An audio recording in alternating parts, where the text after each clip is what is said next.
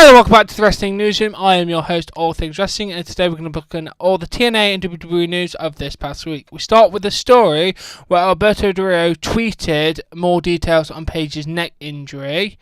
Paige is scheduled for a surgery next Wednesday. I don't know if that was a Wednesday that had just gone or the Wednesday after.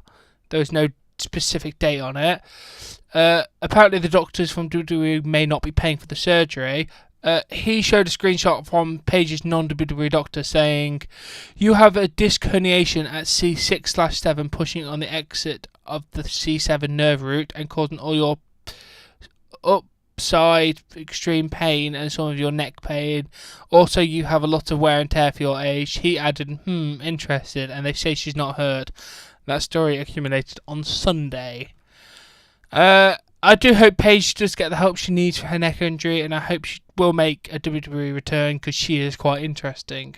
Good luck in the future, Paige. And the next story includes Paige and Del Rio.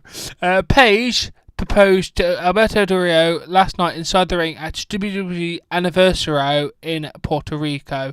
He said yes, and that story came out on Monday. Good luck in the future, you two. I'm happy that you're engaged. And then there's a rumour that Boogeyman might be making a return to the WWE. Apparently, at least two indie promotions have tried to book him, and he's reportedly told them that he's unable to take bookings due to an upcoming WWE return. One promoter is trying to book him for December, and the other about a January date. There's no official confirm that he's returning, but this is a rumour.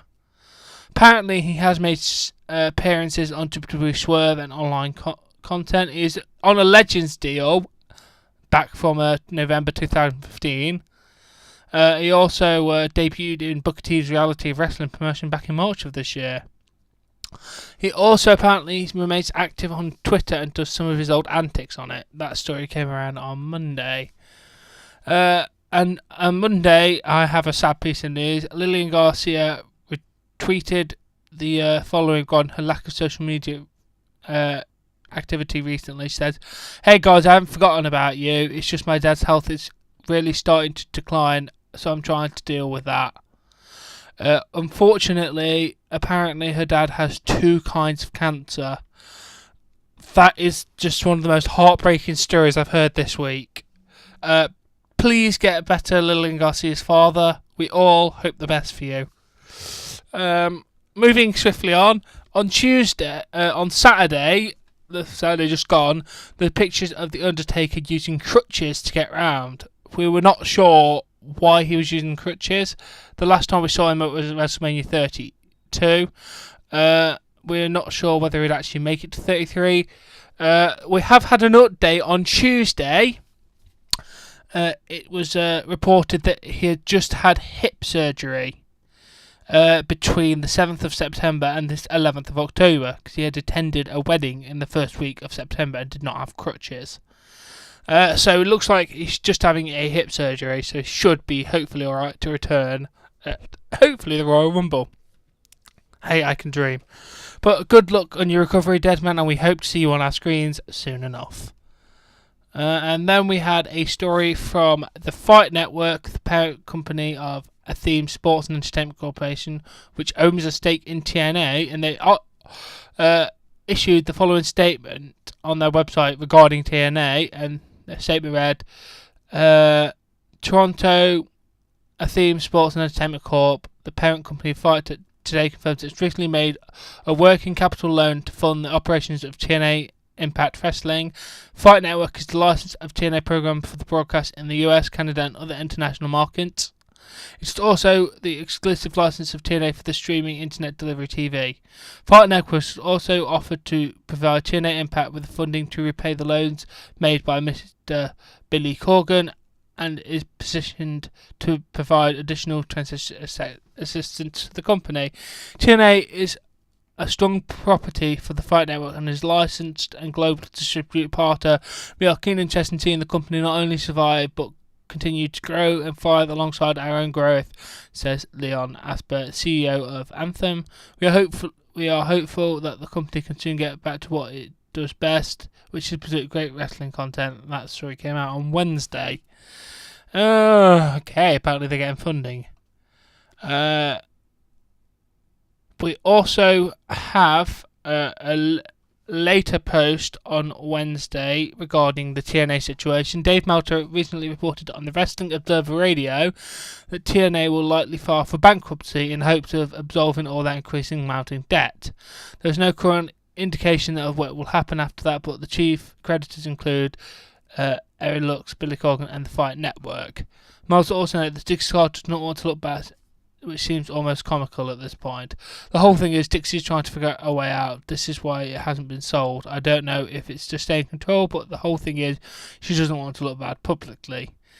Meltzer did not say if TNA will be filing a Chapter 7 or Chapter 13 bankruptcy. It's possible TNA could stay alive if they file a Chapter 11, but Chapter 7 would likely mean the end of the company.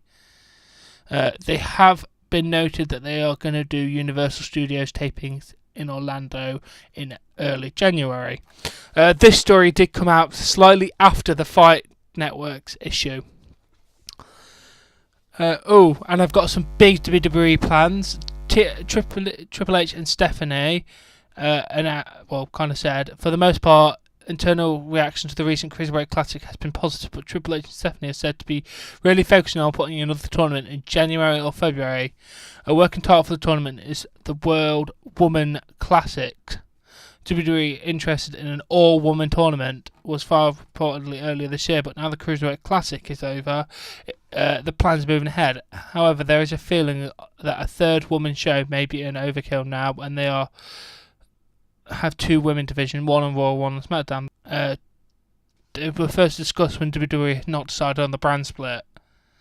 Officials are reportedly working on ways to really make the WWC feel really important, the ways to highlight the sole purpose of the tournament and what the winner will receive. I personally would be happy to see an all-woman tournament. I'd love to see them bring in some proper class women. And then we have just had new update news on Hideo Itami. Apparently, he'll only be out for just 2 months. Apparently, this is an indicator he will not need surgery. We have our last story of the day, which came out yesterday on Thursday. WWE announced that they are definitely suspending NXT developmental talent Terrence Gene Jack following his arrest this past Sunday in Haverhill, MA, on charges of assault, battery, kidnapping, witness intimidation, destruction of property, and threatening to commit a crime. Wow, mate. The alleged victim is his pregnant girlfriend, Gillian Gilman. What the hell is wrong with you, mate? WWE released the following statement on the Wrestling Observer. We have a serious tolerance for the matter of domestic violence, and per our policy, Terrence Gene Jack has been suspended indefinitely following his arrest. The 24-year-old Gene Jack was signed to WWE in April after a decorative run in the amateur wrestling in Rhode Island College and University of Iowa. During the proceeding, a judge denied the request from Gene Jack's mother to release him into her and his father's custody as he is scheduled for surgery this week. Gene Jack is currently being held without bail and expected to be in court Tuesday for dangerous hearings. Wow! You have got problems, mate, and we do not expect to see you on our screens ever.